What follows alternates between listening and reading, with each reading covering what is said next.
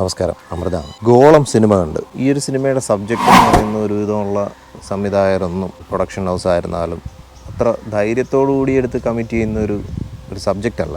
അപ്പോൾ ആ ഒരു സബ്ജക്റ്റിൻ്റേതായിട്ടുള്ളൊരു വ്യത്യസ്തത ഈ സിനിമയ്ക്കുണ്ട്. പിന്നെ ഓവറോൾ സിനിമ അങ്ങ് വർക്കായോ എന്ന് ചോദിച്ചു കഴിഞ്ഞാൽ ഇതൊരു വലിയ സ്കെയിലിൽ എടുക്കേണ്ടി വരുന്ന ഒരു ടോപ്പിക്കാണ്. ആ ഒരു സബ്ജക്റ്റ് എന്ന് പറഞ്ഞാൽ വളരെ വിശാലമായ ഒരു സ്കെയിലിൽ എടുക്കേണ്ട ഒരു സബ്ജക്റ്റാണ്. സ്കെയിലെന്ന് ഞാൻ ഉദ്ദേശിച്ചത് ബഡ്ജറ്റും അങ്ങനെയുള്ള ഒരു വലിയ സംഭവം പോലെ അത് കാണിക്കേണ്ടതാണ്. പക്ഷേ അതിവിടെ ആ ഒരു എൻറ്റയർ ഇലുമിനാട്ടി എന്നൊക്കെ പറയുന്ന ആ ഒരു സംഭവത്തിൻ്റെ ഒരു ചെറിയ വെർഷനാക്കി എടുക്കാൻ അവരുടേതായിട്ടുള്ളൊരു ബഡ്ജറ്റ് സ്കെയിലും ഉണ്ടായിരിക്കും. പക്ഷേ എങ്കിലും ടോപ്പിക്ക് ഗംഭീര ടോപ്പിക്കാണ്. പിന്നെ ഇത്തരത്തിലുള്ളൊരു ടോപ്പിക്ക് മിഡ്നൈറ്റ് ഷാമൾ എന്നൊരു സിനിമ ഇങ്ങനെ ചെയ്തിട്ടുണ്ട്. അതിൻ്റെ പേര് ഞാൻ ഓർക്കുന്നില്ല.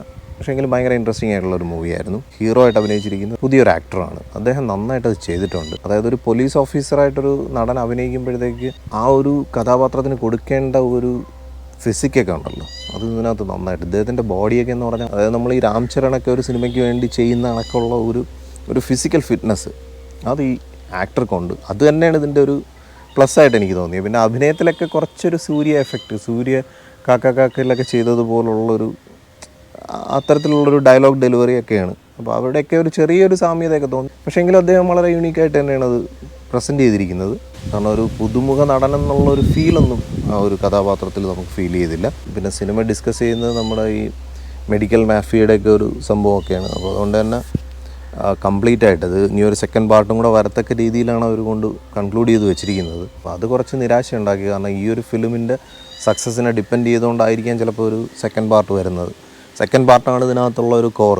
അതിലോട്ടെത്തിയാൽ മാത്രമേ ഇതിൻ്റെ പറയാനുള്ള സബ്ജക്റ്റ് ശരിക്കും ഫുൾഫിൽ ആവത്തുള്ളൂ. അപ്പോൾ അതിൻ്റെ ഒരു ചെറിയ നിരാശ തോന്നി. കാരണം പടം ഉദ്ദേശിച്ച രീതിയിൽ സക്സസ് ആയില്ലെന്നുണ്ടെങ്കിൽ ചിലപ്പോൾ അത് സെക്കൻഡ് പാർട്ട് ഡ്രോപ്പായി പോകാനുള്ള സാധ്യതകളുണ്ട്. പിന്നെ ഈ പറഞ്ഞ കണക്കൊരു വലിയ സ്കെയിലിൽ എടുക്കാൻ പറ്റാത്തതിൻ്റെ പരിമിതികൾ അത് സിനിമയിൽ ഫീൽ ചെയ്തു. പിന്നെ ഒരു സസ്പെൻസ് ത്രില്ലറാണ്. ഇതിനകത്ത് അഭിനയിച്ചിരിക്കുന്നതെല്ലാം പുതുമുഖങ്ങൾ, അതുപോലെ ഇൻഫ്ലുവൻസേഴ്സ് കുറേ പേര് ഇതിനകത്ത് വർക്ക് ചെയ്തിട്ടുണ്ട്. അവരൊക്കെ അവരവരുടെ കഥാപാത്രങ്ങൾ നന്നായിട്ട് ചെയ്തിട്ടുണ്ട്.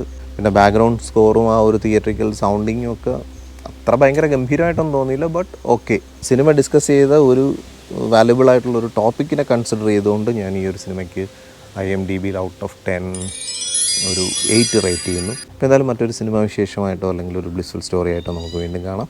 Thank you for watching and thank you for supporting me.